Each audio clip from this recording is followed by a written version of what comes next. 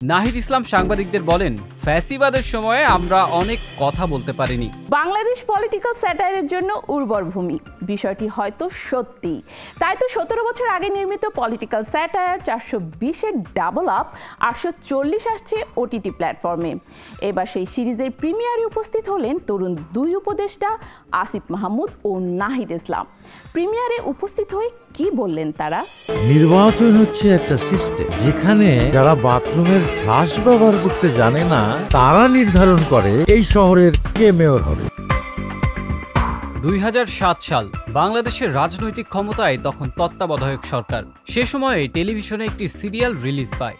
সিরিয়ালটি তৎকালীন কোনো সিরিয়ালের মতো নয়, বরং সম্পূর্ণ ভিন্ন।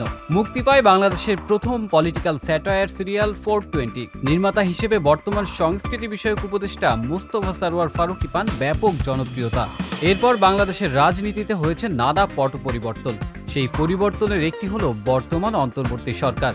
স্বৈরাচার সরকারের পতনের পর দায়িত্ব নিয়েছে এই অন্তর্বর্তী সরকার। এই সরকারের আমলে আবারও মুক্তি পাচ্ছে একটি পলিটিক্যাল সিনেমা। তবে এবার আর টেলিভিশন নয়, মুক্তি পাচ্ছে প্রেক্ষাগৃহে। পরবর্তীতে ধাপে ধাপে মুক্তি পাবে টেলিভিশন ও ওটিটি প্ল্যাটফর্মে। দীর্ঘ 17 বছর পর মোস্তফা সরওয়ার ফারুকীর নির্দেশনায় পলিটিক্যাল স্যাটায়ার 420 এর ডাবল আপ 840 মুক্তি পেতে যাচ্ছে।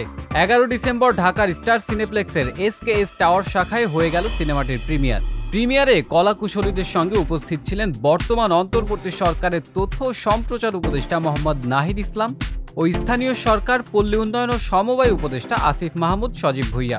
প্রিমিয়ারের আগে সাংবাদিকদের সঙ্গে কথা বলেন দুই উপদেষ্টা। নাহিদ ইসলাম সাংবাদিকদের বলেন, ফ্যাসিবাদের সময়ে আমরা অনেক কথা বলতে পারিনি, এখন বলার সময় এসেছে। ফারুকী ভাই সিনেমাটা বানিয়েছেন বলে তাকে ধন্যবাদ জানাই। আশা করছি সামনের দিকে এ ধরনের কাজ আরও বেশি দেখতে পাবো। আসিফ মাহমুদ সজীব ভুইয়া বলেন, সাংস্কৃতিক লড়াইটা দীর্ঘ সময়ের, ফারুকী ভাইয়েরা লড়াইটা করে এসেছে। আশা করি 840 সিনেমাটাও 420-এর মতো সবার মধ্যে সাড়া জাগাবে। আগামীর সাংস্কৃতিক লড়াইয়ে ফারুকী ভাই আরও অবদান রাখবেন। সিনেমা প্রসঙ্গে নির্মাতা মোস্তফা সরওয়ার ফারুকী বলেন, ফিল্ম মেকাররা কাজের মধ্য দিয়ে ক্ষমতাকে চ্যালেঞ্জ করতে পারেন। এখানে ক্ষমতাকে স্যাটায়ার দিয়ে ক্ষমতাকে চ্যালেঞ্জ করেছি। স্বৈর শাসককে টেক ডাউন করার সবচেয়ে বড় অস্ত্র হচ্ছে বিদ্রুপ, সেটা আমরা ব্যবহার করেছি। ফ্যাসিস্ট হাসিনা ক্ষমতায় থাকলে সিনেমাটি রিলিজ হতো না, কারণ শনিবার বিকেল নিয়ে দেখেছি কি হয়েছে। সবচেয়ে বড় কথা, ছবিটি রিলিজ হয়েছে। গত শুক্রবার সন্ধ্যায় ফারুকী তার ফেসবুক প্রোফাইলে সিনেমার ট্রেলার রিলিজ করেন। তিনি বলেন, পলিটিক্যাল স্যাটায়ারের জন্য বাংলাদেশ সবসময় উর্বর ভূমি, যে কারণে 2007-এ তৈরি হয়েছিল 420। কিন্তু গত 15 বছরে রাজনৈতিক দেউলিয়াত্ব ও তামাশা সবকিছুকে ছাড়িয়ে গেছে।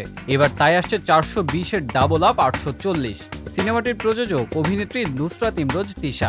এতে অভিনয় করেছেন মারজুক রাসেল, জাকিয়া বারি মমো, বিজরি বরকতুল্লাহ, শাহরিয়ার নাজিম জয়, নাদের চৌধুরী, তটিনী, আশুতোষ সুজন সহ আরও অনেকে।